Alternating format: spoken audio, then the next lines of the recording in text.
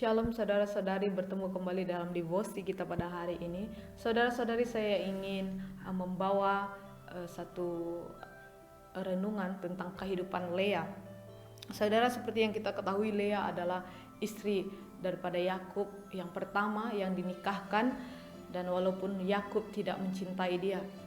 Nah, di ayat bab yang ke-29 ayat 31 mengatakan, ketika Tuhan melihat bahwa Lea tidak dicintai, dibukanyalah kandungannya. Saudara, ini keadaan yang Lea hadapi. Dia mungkin ditolak, dia mungkin merasakan satu kekecewaan sebab dia tidak dicintai oleh suaminya, dan dia memiliki saingan adiknya sendiri, Rahel, yang Yakub begitu sangat mencintai dia dari mulanya. Nah, saudara-saudari, ketika keadaan ini berlaku, ya, di ayat yang ke-32 dikatakan, Lea mengandung lalu melahirkan seorang anak. Dia katakan, sesungguhnya Tuhan telah memperhatikan kesengsaraanku.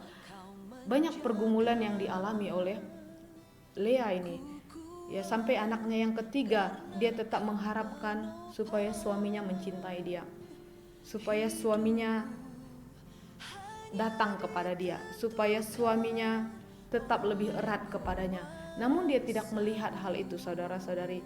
Tetap juga Yakub mencintai Rahel. Jadi saudara-saudari, tapi di ayat yang ke-35 dikatakan, mengandung pula lah ia, lalu melahirkan seorang anak laki-laki. Maka ia berkata, sekali ini aku akan bersyukur kepada Tuhan.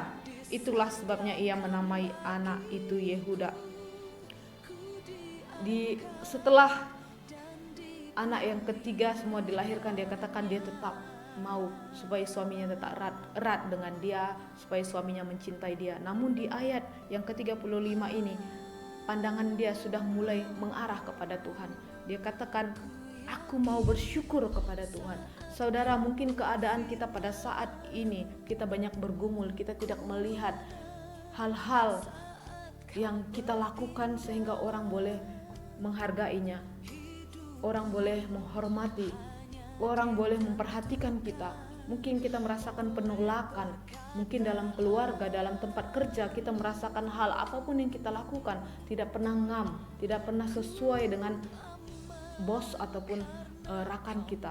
Saudara, ini keadaan mungkin membuat kita banyak bergumul di tempat kerja maupun di sekolah kita, maupun di rumah kita. Mungkin adanya perbandingan yang kita merasakan adik beradik, adanya satu perbandingan, siapa yang lebih cantik, siapa yang lebih pandai, siapa yang lebih boleh melakukan apapun, multi talent. So, saudara-saudari, keadaan ini secara manusiawi sering sekali berlaku dalam hidup kita. Adanya perbandingan, adanya pergumulan dalam diri kita, kerendahan diri, hingga kita melihat tidak satu hal pun yang berlaku dalam kehidupan kita. Namun saudara-saudari, ketika Lea ini meletakkan harapan dia kepada Tuhan, saya percaya ketika dia mulai bersyukur, ketika mulai memprioritaskan Tuhan, dia tidak lagi melihat manusia sebagai tolak ukur dalam kehidupannya, namun dia tetap memandang kepada Tuhan. Sehingga di ayat-ayat yang berikutnya, saudara-saudari, dia banyak menyebutkan tentang aku berbahagia.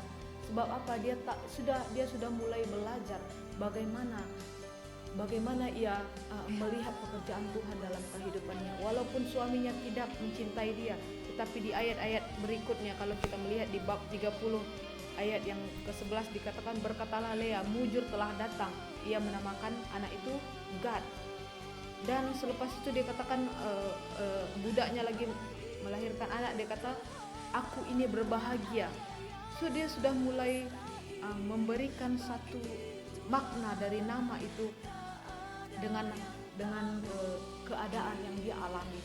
Dia tidak lagi mengharapkan suaminya, mungkin ya itu adalah bagian yang terkecil dalam dirinya, tetapi dia mulai merasakan satu kebahagiaan. Dia mulai melihat berkat Tuhan, dia mulai melihat upah Tuhan, dia mulai melihat hadiah yang Tuhan berikan di dalam kehidupannya. Di ayat-ayat berikutnya kamu boleh membaca, saudara-saudari, dia tidak lagi melihat hal-hal yang tentang memprioritaskan manusia, tetapi dia tetap merasakan satu kebahagiaan, dia tetap merasakan satu sukacita. Dan saya percaya Lea meletakkan harapannya kepada Tuhan. Saudara, biarlah kehidupan kita juga selalu meletakkan harapan kita kepada Tuhan. Tidak kira bagaimana keadaan yang kita alami pada saat ini. Mungkin kita bergumul banyak hal dan kita tidak melihat adanya perubahan. Namun saya percaya Tuhan pasti membuka jalan di saat hal yang lain kita mungkin melihat tertutup, tetapi Tuhan pasti membuka jalan dalam kehidupan kita. Amen.